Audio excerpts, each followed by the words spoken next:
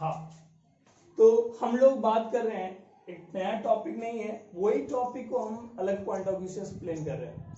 पहले आपको ये बताया जा रहा है कि मैटर जो है वो कैसे मान ले कि मैटर किसी न किसी पार्टिकल से मिलकर बना है।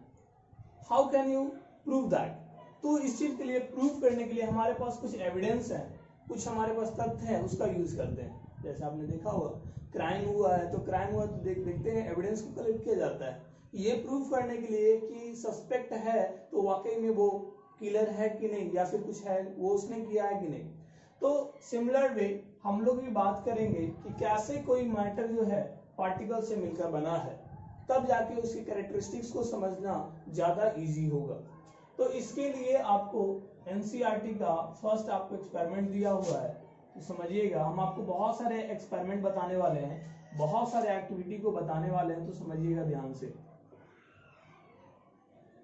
तो हमने यहाँ पर किया टेक 4 और 5 बीकर, तो हमने ऐसे 4-5 ऐसे बीकर ले लिए and add some amount of water into it. Experiment को ध्यान से सुनिएगा। टेक 4 और 5 beaker and add some amount of water into it, around 90 ml water, ठीक है, 90 ml वाटर सब में ले लीजिए अराउंड, ठीक है। After adding the water into it, add 2 और 3 क्रिस्टल्स ऑफ, ध्यान दीजिएगा, 2 और 3 crystals of copper sulphate. Copper sulphate, अगर आप बात करेंगे कॉपर सल्फेट का CuSO4, तो इसका जो कलर होता है वो ब्लू होता है। क्या कलर होता है? ब्लू। अगर आप बात करेंगे KMnO4 पोटेशियम परमैंगनेट का, तो इट्स कलर इज पिंक। क्या कलर होता है? पिंक। तो आप एक्सपेरिमेंट में कॉपर सल्फेट का भी यूज कर सकते हैं, पोटेशियम परमैंगनेट, ध्यान दीजिएगा, पोटेशियम परमैंगनेट, इसका भी यूज कर सकते हैं, दोनों का। ये कलर जो होता है वो ब्लू होता है और ये क्या होता है? पिंक होता है। अगर आपको कलर की बात करें तो ध्यान दीजिएगा, ब्लू ही हम लोग लेते हैं। ऐड 2 और 3 crystals of copper sulphate, 2-3 crystal ले लेना है कॉपर सल्फेट का और इसमें क्या कर देना है? ऐड कर देना है। अच्छा, ऐड करने के बाद आप देखिएगा क्रिस्टल आपको ऐसा भी दिखेगा, पत्थर जैसा, मान लीजिए यहाँ पर दिखिए ऐसा क्रिस्टल वगैरह, ठीक है। 2-3 क्रिस्टल हमने डाल दिया यहाँ पर। अब क्या कर दीजिए, allow these crystals to stand in water, और ये पानी में ऐसे ही छोड़ दीजिए, विदाउट स्टीयरिंग इट, उसको स्टीर नहीं करना है, ठीक है, छोड़ देना है आपको। क्रिस्टल्स को ऐसे ही पानी में डालकर छोड़ देना है, और इस बीकर को बस ऐसे ही, ये फर्स्ट बीकर हुआ, ये सेकंड हुआ, थर्ड हुआ, और ये क्या हुआ? फोर्थ हुआ।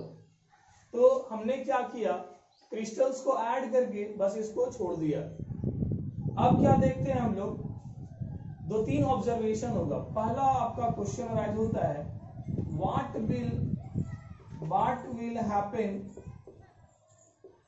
Will happen to the colour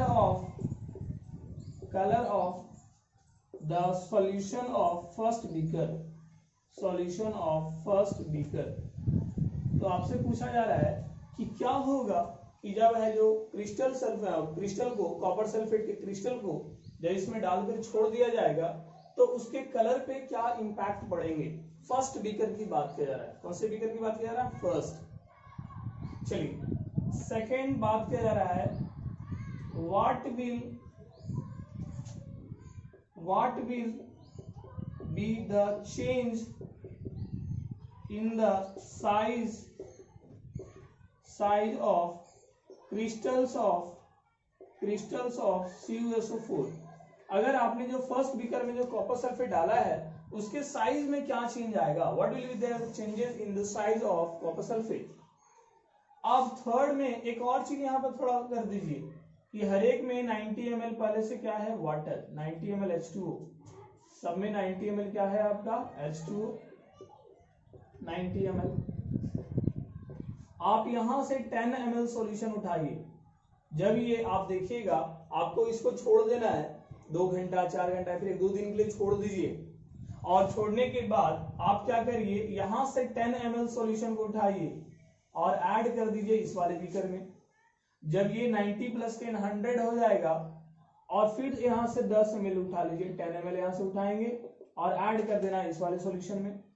फिर ये 100 हो जाएगा, तो यहां से आपका 10 ml उठाना है और ऐड कर देना है लास्ट वाले बीकर में। तो ऐसे आपको क्या करना है कि एक फर्स्ट बीकर से 10 ml हटाकर दूसरे में ऐड करना है, दूसरे से तीसरे में, तीसरे से चौथे में, इस तरह जानते रहना है, ठीक है। तो थर्ड क्वेश्चन राइज होता है, what will be the colour of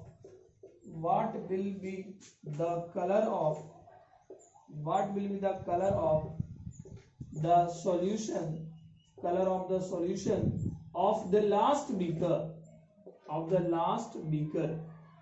last वाले बीकर जो है उसका कलर क्या होगा, ठीक है। अगर कलर होगा, if it is a colored solution,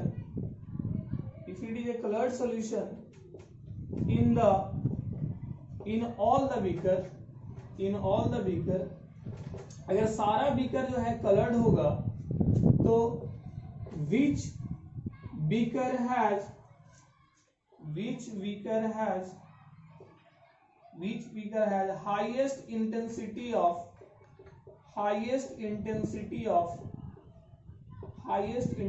of color, तो कलर की इंटेंसिटी सबसे ज्यादा किसमें होने वाला है। ये आपके 4 क्वेश्चन राइज होते हैं।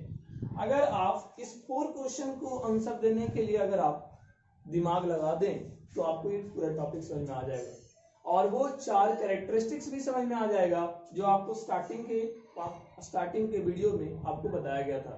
जब वीडियो स्टार्ट हुआ तो 4 कैरेक्टरिस्टिक्स आपको बताए गए थे। अगर उस कैरेक्टरिस्टिक्स को समझना है तो आपको ये 4 क्वेश्चन के आंसर देने होंगे, और ये चारों के 4 क्वेश्चन काफी हार्ड भी नहीं है, बहुत ही सिंपल है, जो कि आप समझ सकते हैं। पहला क्वेश्चन को समझते हैं, what will happen to the colour of the solution of the first beaker. अब देखिए, अभी आप घर में हैं और मान लीजिए आपको ये चीज करना है, तो यही चीज आप एक अलग मैनर में कर सकते हैं, अलग एक्सपेरिमेंट से कर सकते हैं, उसका भी हम आपको तरीका बताएंगे, लेकिन पहले इसको समझ लें। अब आपसे हम क्वेश्चन कर रहे हैं कि ये था क्रिस्टल, ठीक है, वाटर में ऐड किया गया, तो क्या लगता है आपको वो घुलेगा कि नहीं घुलेगा? बिल्कुल घुलेगा। और सिंस इसका कलर ब्लू होता है, तो पहले जो ब्लू कलर होगा वो इसी एरिया में सिर्फ दिखेगा, क्योंकि वाटर जो होता है, एक्चुअल जो वाटर होता है वो कलरलेस होता है। क्या होता है वो? कलरलेस। लेकिन वाटर कलरलेस है, लेकिन ये जो हमने क्रिस्टल डाला वो ब्लू कलर का है, तो ब्लू कलर सिर्फ इसी एरिया में दिखेगा जहां पर ये क्रिस्टल है। यहाँ पर क्रिस्टल है तो ब्लू कलर यहाँ दिखा। लेकिन जब आप इसको छोड़ दीजिएगा 1-2 घंटा या फिर 3-4 घंटा या फिर 2 घंटा के लिए छोड़िएगा, तो छोड़ने के बाद देखिएगा कि यहाँ जो इसका जो साइज है, सेकेंड क्वेश्चन देखिएगा, इसका जो साइज है, किसका साइज जो आपका क्रिस्टल का होगा, ठीक है, वो क्या कर जाएगा? डिक्रीज कर जाएगा। क्या कर जाएगा? डिक्रीज। इसका साइज तो डिक्रीज करेगा, बट सॉल्यूशन का कलर क्या कर जाएगा? वो इंक्रीज कर जाएगा।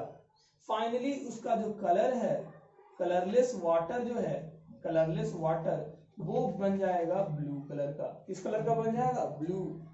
धीरे धीरे इसकी जो इंटेंसिटी है, कलर की जो इंटेंसिटी है वो इंक्रीज कर जाएगा, ब्लू में बदलते जाएगा, बट इस वाले आपका जो क्रिस्टल का, उसका साइज धीरे धीरे डिक्रीज कर जाएगा।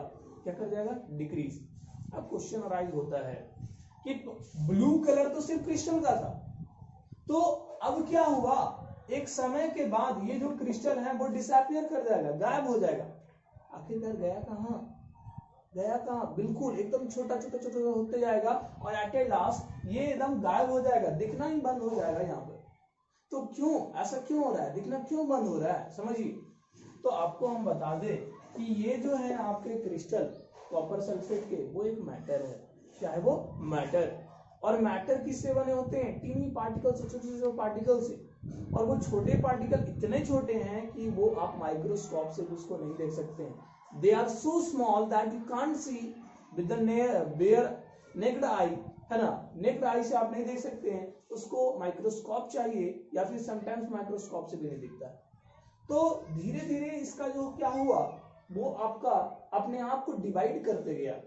पहले ये सॉलिड स्टेट में था ऐसा, ठीक है, इसमें बहुत लाखों करोड़ों पार्टिकल्स है छोटे छोटे।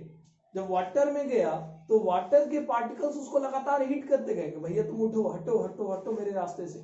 क्योंकि वाटर भी मैटर है, उसके भी पार्टिकल्स हैं और उसके पार्टिकल्स मूव कर रहे हैं ऐसे तेजी से। आपने उसको स्टीर नहीं किया, सॉल्यूशन को आपने स्टीर नहीं किया, है ना। वो वाटर जो थे, वाटर लिक्विड स्टेट में जो है, उसके जो पार्टिकल्स हैं लगातार हीट कर रहे हैं। किसको हीट कर रहे हैं? तो देखिए किसको हीट कर रहे हैं? कॉपर सल्फेट को।